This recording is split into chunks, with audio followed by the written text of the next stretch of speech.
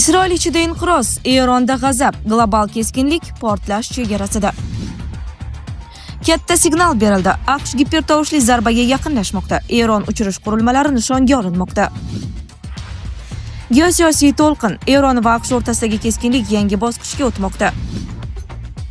Isroilda bunga yechim yo'q. Hizbulloh maxsus dronlardan tobora kengroq foydalanmoqda. Dmitriy Peskov Trampga taklif yo'qligini tan oldi. Moskva qarori keskin muhokamada. Eron mojarosi 30 milliondan ortiq odamni qashshoqlikka tushirishi mumkin. BMT. Dunyo siyosatini biz bilan faol kuzatib borayotgan tomoshabinlarga assalomu alaykum. Videoga like bosing va fikringizni kommentariyada yozib qoldiring. Isroil ichida inqiroz, Eronda g'azab, global keskinlik, portlash chegarasida. Mas'ud Pezeshkian keskin signal berdi va muzokaralar ortidagi barcha niqoblarni yirtib tashladi.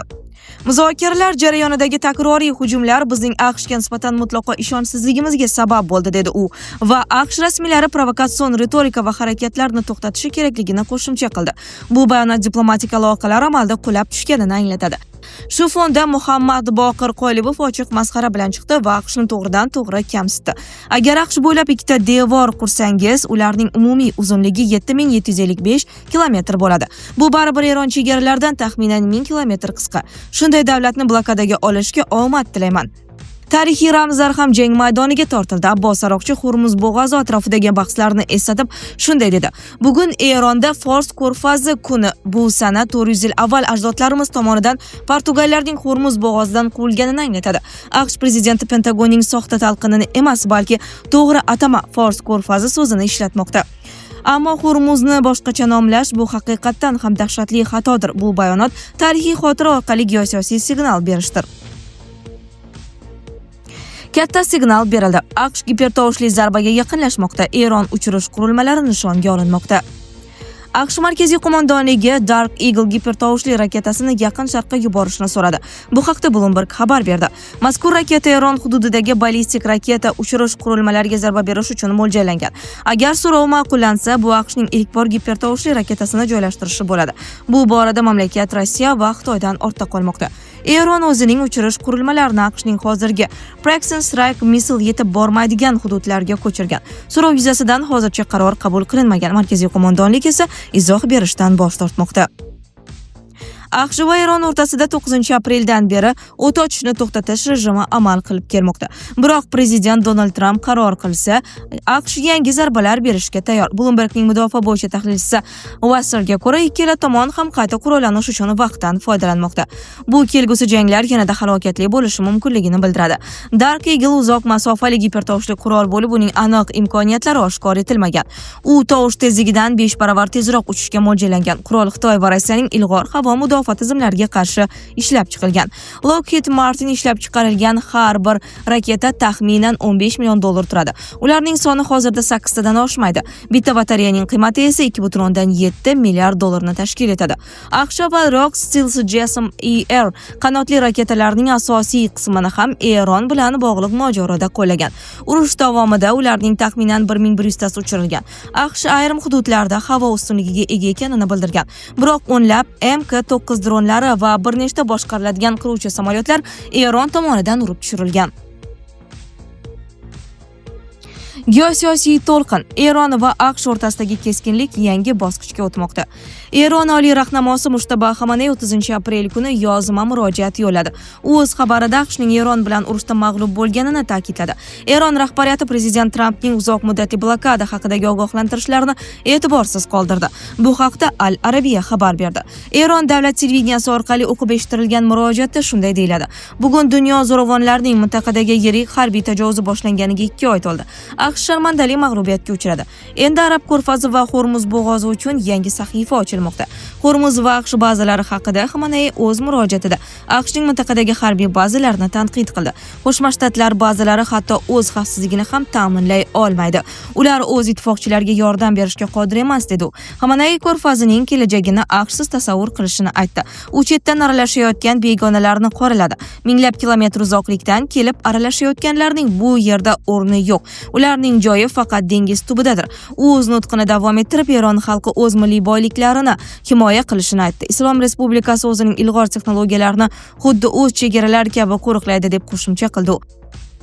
Eron harbiy dengiz kuchlari qo'mondoni Shahram Eroniy ham ogohlantirish bilan chiqdi. Uning aytishicha, Eron yaqin kelajakda o'zi ishlab chiqqan yangi dengiz qurollarini ishga soladi. Hozirda Hormuz bo'g'ozi Yaqin Sharqdagi urushning asosiy o'chog'iga aylangan. Eron bu suv yo'li orqali kemalarning o'tishini keskin cheklab qo'ygan. O'tgan haftada yuqori martabali qonun chiqaruvchi Tehron bo'g'ozidan o'tayotgan kemalardan ilk bor boj yig'ganini ma'lum qildi. Mushtabah Xamenei 9-mart kuni Eronning yangi oliy rahnamosi etib tayinlangan. O'shandan beri u hali xalq oldida ko'rinish bergani yo'q. Uning murojaati Eronda har yili nishonlanadigan Milliy Arab ko'rfazi kuni munosabati bilan e'lon qilindi. Bu holat hayot sifatiga ta'sir qilyaptimi? Oilaviy hayotda zaiflik, stress va ishonchsizlik olib kelyaptimi? Vulkan erkak kuchi va ishonchining yangilangan manbai. Prostata bezi adenomasi surunkali prostatitdan qutulishga yordam beruvchi ishonchli formula. Atigi 5-7 kun ichida natijasini sezasiz. O'zingizni yengil va ishonchli his eting. Vulkan siz izlagan tabiiy yechim. Isroilda bunga yechim yo'q. Hizbulloh maxsus dronlardan tobora kengroq foydalanmoqda. Hizbulloh Ukraina urushida orttirgan qimmatli tajribani o'rganib, unga keng murojaat qila boshladi. Livanliklar Isroil kuchlariga qarshi kamikaze sinfidagi uchuvchisiz uchish qurilmalari, jumladan optik tola kabelli FPV dronlari faol qo'llayapti. Bu tashkilot 2024-yilgi voqealardan so'ng qisqa vaqt ichida o'zining jangovar imkoniyatlarini ta'kidlaganidan, shu bilan birga yangi vositalar bilan harbiy salohiyatini mustahkamlaganidan dalolat beradi. O'shanda Hizbullohning 30 yillik yetakchisi Hasan Nasrulloh o'ldirilgan, qo'mondonlik zanjiri boshsiz qolgan, payajerlar operatsiyasi esa yuzlab, ehtimol minglab jangchilarni safdan chiqargan edi. Hizbulloh shu kunga qadar asosan raketalar, tankga qarshi tizimlar va o'rta hajmli uchuvchisiz uchish qurilmalaridan foydalanib kelgan. Biroq raketa uchirish platformalarini havodan aniqlash mumkin, qolaversa temir gumbaz tizimlari ularning aksariyatini tutib oladi. Shahid kabilar ham jiddiy xavf tug'dirgani bilan isroilliklarda ularni urib tushirish tajribasi bor. Ammo bu safar Isroil qo'shinlari avval duch kelmagan tahdid bilan yuzlashdi. Bu Ukraina urushida olingan saboqlar bilan bog'liq. Livan qurolli harakati mamlakat janubi Benjibayl va Ham shaharlari uchun janglarda FPV dronlarini keng qo'llamoqda. Hizbulloh kuchlari ulardan Merkava tanklari, Namar piyoda jangovar mashinalari va shaxsiy tarkibga qarshi foydalanyapti. E'tiborlisi, bu turdagi uchuvchisiz uchish qurilmalarining aksariyati radio to'lqinlari emas, optik tolali kabellar bilan boshqariladi. Shu bois Isroil armiyasi inventarida mavjud hech qaysi elektron urush tizimi ularga qarshi ta'sir ko'rsata olmaydi. Dron aniqlangan vaqtda esa odatda juda kech bo'ladi. Mudofaa vaziri va boshqa shtab boshlig'i bundan yaxshi xabardor. Biz ushbu muammolarni hal qilish uchun jiddiy texnologik sa'y-harakatlarni amalga oshiryapmiz. Agar biz muammoni operatsion va texnologik vositalar kombinatsiyasi orqali hal qila olsak, amalda ularni qurolsizlantirish yo'liga kirgan bo'lamiz, dedi Isroil bosh vaziri. Isroil ulkan texnologik tajriba va resurslarga ega bo'lsa ham, masala Netanyahu aytganidan ancha murakkabroq. Qurilma qayerdan uchirilganini aniqlash uchun keng hududni bir vaqtning ichida sinchiklab tekshirish yoki optik tolali kabelning narigi uchini topish kerak bo'ladi. Bu esa odatda 5-10 kilometrga cho'ziladi. Qolaversa, operator missiya bajarilganidan so'ng qisqa vaqt ichida joyini o'zgartirishi mumkin. VPV dron operatori uni istalgan uy derazasidan yoki yerto'ladan uchirib, o'zi xavfsiz joydan boshqarishi mumkin. Ammo bu turdagi uchuvchisiz uchish qurilmalarining ham o'ziga yarasha kamchiliklari bor. Birinchi navbatda ularni noqulay relif, ayniqsa binolar ichida joylashgan shaharlarda qo'llash muammolari kuzatiladi. Bu kabel o'ralashib qolishi, hatto uzilib ketishi mumkinligi bilan bog'liq. Qolaversa, optik tola jamlangan g'altak uchuvchisiz uchish qurilmasining vaznini oshirib, parvoz masofasiga ta'sir qiladi. Shunga qaramay, ular butun dunyo bo'ylab keng ommalashmoqda. Isroilda uchuvchisiz uchish qurilmalariga qarshi kurash uchun kompleks tizimlar bor. Ammo ularning hech biri optik tola kabelli FPV dronlarga nisbatan samarali himoya bilan ta'minlay olmaydi. Bunday tahdidlarni zararsizlantirishda qo'l kelishi mumkin bo'lgan temir nur lazer mudofaa tizimi esa statsionar xususiyatga ega bo'lib, Isroil ichkarisiga joylashtirilgan. Dmitriy Peskov Trampga taklif yo'qligini tan oldi. Moskva qarori keskin muhokamada. Rossiya prezidenti Vladimir Putin AQSh prezidenti Trampni 9-may kuni Moskvada bo'lib o'tadigan g'alaba paradiga taklif qilmagan. Bu haqda Rossiya prezidenti matbuot kotibi Peskov TASSga ma'lum qildi.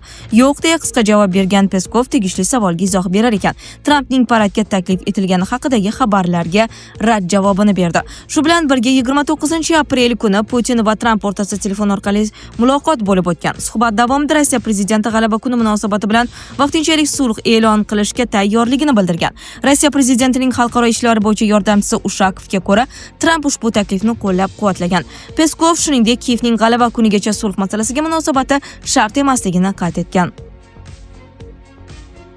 Eron mojarosi 30 milliondan ortiq odamni qashshoqlikka tushirishi mumkin. BMT Birlashgan Millatlar Tashkilotining taraqqiyot dasturi ma'lumotlariga ko'ra, Eron atrofidagi mojaro global miqyosda jiddiy iqtisodiy oqibatlarga olib kelishi va 160 mamlakatda 30 milliondan ortiq odamni qashshoqlikka tushirishi mavjud. Birlashgan Millatlar Tashkilotining taraqqiyot dasturi ma'lumotlariga ko'ra, Eron atrofidagi mojaro global miqyosda jiddiy iqtisodiy oqibatlarga olib kelishi va 160 mamlakatda 30 milliondan ortiq odamni qashshoqlikka tushirish xavfi mavjud. BMT ma'muri Aleksandr Dekru AFP agentligiga bergan intervyusida qayd etishicha, o'tkazilgan tahlillarga ko'ra, urush qisqa muddatda to'xtatilgan taqdirda ham dunyo bo'yicha kamida 32 million kishi qashshoqlik darajasiga tushib qolishi mumkin. Biz 6 haftalik urush asosida tadqiqot o'tkazdik. Hisob-kitoblarga ko'ra, mojaro to'xtatilsa ham 160 mamlakatda millionlab insonlar qashshoqlikka duch keladi, dedi Dekru. BMTda mutaxassislarning ta'kidlashicha, mojaro oqibatida yuzaga kelayotgan energetik inqiroz va narxlar o'sishi ayniqsa sahroyi kabidan Janubiy Afrika davlatlari, shuningdek Osiyodagi Bangladesh, Kambodja kabi mamlakatlarga kuchli ta'sir ko'rsatishi mumkin. Dasturga ko'ra, vaziyatning yanada yomonlashuvining oldini olish uchun kamida 6 milliard AQSh dollari miqdorida energiya va oziq-ovqat subsidiyalar ajratilishi zarur. 28-fevral kuni AQSh va Isroil tomonidan Eronga qarshi harbiy operatsiya boshlangan bo'lib, Tehron va boshqa yirik shaharlar zarbalarga uchragan. Keyinchalik mintaqada keskinlik kuchayib, turli davlatlardagi AQSh va ittifoqchi nishonlarga javob hujumlari amalga oshirilgani qayd etilgan. Sizlarga yetkazmoqchi bo'lganlarimiz shulardan iborat edi. Dunyo yangiliklaridan uzoqlashmang.